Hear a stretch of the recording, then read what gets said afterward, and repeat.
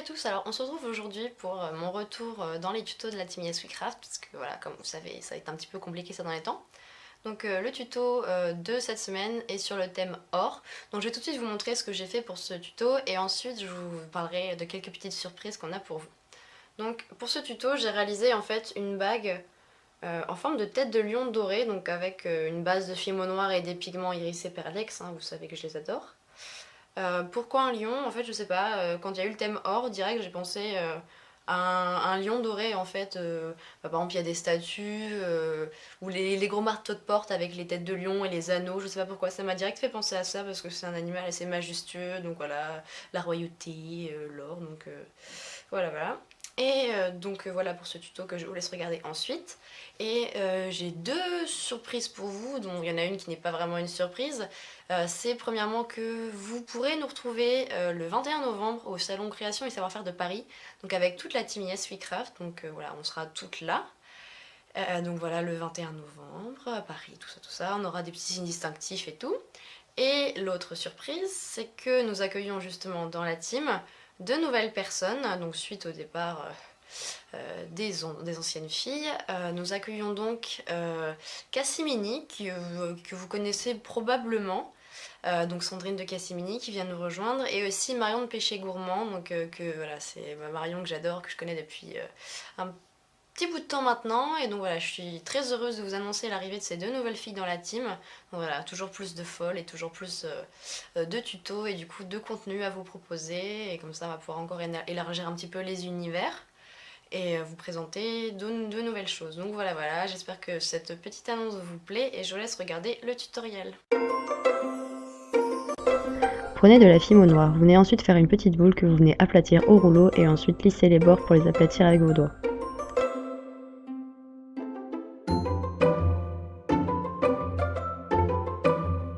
Avec différents dotting tools et outils pointus de différentes tailles, vous allez venir faire les poils. Donc vous faites les plus gros outils en premier et ensuite vous venez finir par les plus fins. Vous venez faire vraiment des trucs très aléatoires pour faire un effet poilu. Et vous venez retirer ensuite avec votre lame un petit peu ce qu'il y a de côté pour pouvoir faire un contour qui n'est pas régulier.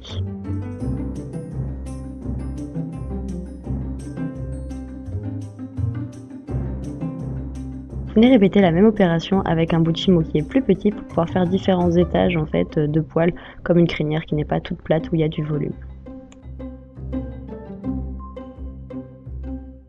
Vous venez passer le plus petit bout au centre du plus gros.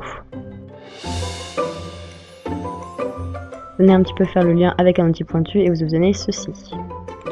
Pour faire les oreilles, vous roulez un petit colombin que vous coupez avec les deux extrémités et ensuite avec un dotting tool, vous venez marquer donc le creux de l'oreille et aussi un petit peu la texture des poils à l'intérieur et vous venez tout simplement les placer sur la tête de votre lion.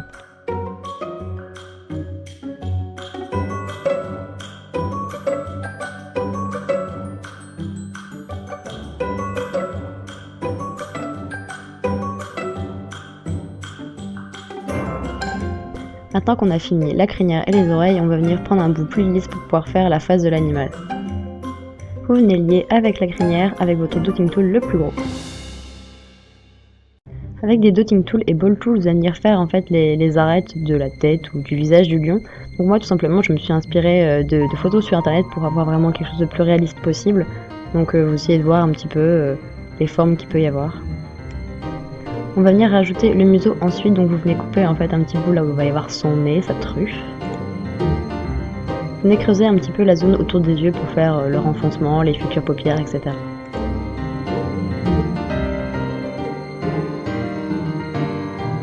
Avec votre dotting tool, vous venez carrément donc faire cette fois-ci faire les trous des orbites des yeux. Orbite, c'est vraiment un mot moche. Avec une pointe, vous venez aussi faire un petit peu comme les yeux bridés des Chinois. Hein. Vous venez pas faire des yeux tout ronds, vous venez faire les coins des yeux.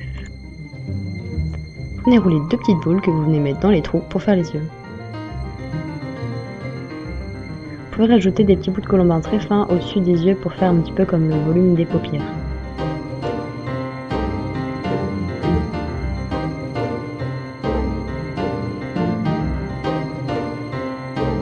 Pour faire le museau, on va prendre un petit bout qu'on va rouler en forme de museau en fait, donc un petit peu plus plat d'un côté, un petit peu en forme de triangle arrondi. Avec une pointe, vous venez dessiner la forme donc, de la bouche qui remonte jusqu'au nez. Venez couper un petit peu sur les côtés et le dessous de la mâchoire inférieure pour que ce soit quelque chose qui soit plus petit et qui ne dépasse pas trop. Pour faire ces poils de barbichette, vous pouvez venir utiliser un dotting tool et aplatir en fait le bout sur votre ongle ou sur un objet plat pour pouvoir faire un effet de poil. Avec un dotting tool, vous venez dessiner la forme du nez.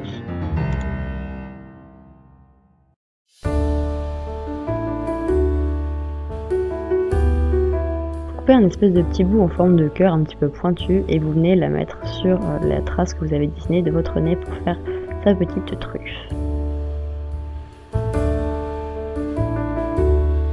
Vous venez faire la rainure du milieu du museau avec un outil pointu. Pour pouvoir fusionner le museau avec le reste, vous venez aplatir avec un dotting tool pour pouvoir avoir un côté plat.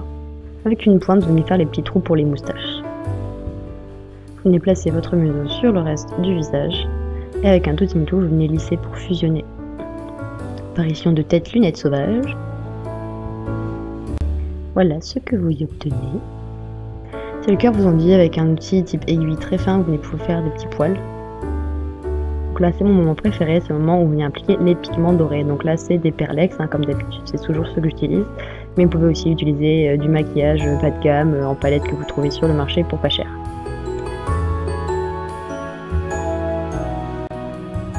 Tadam! Vous passez tout ça au four pendant 30 minutes. Une fois la cuisson terminée, on va venir appliquer une patine. Donc moi je prends de la peinture acrylique noire dans laquelle je rajoute un petit peu de pigment doré pour pas que ça fasse vraiment trop noir non plus trop foncé.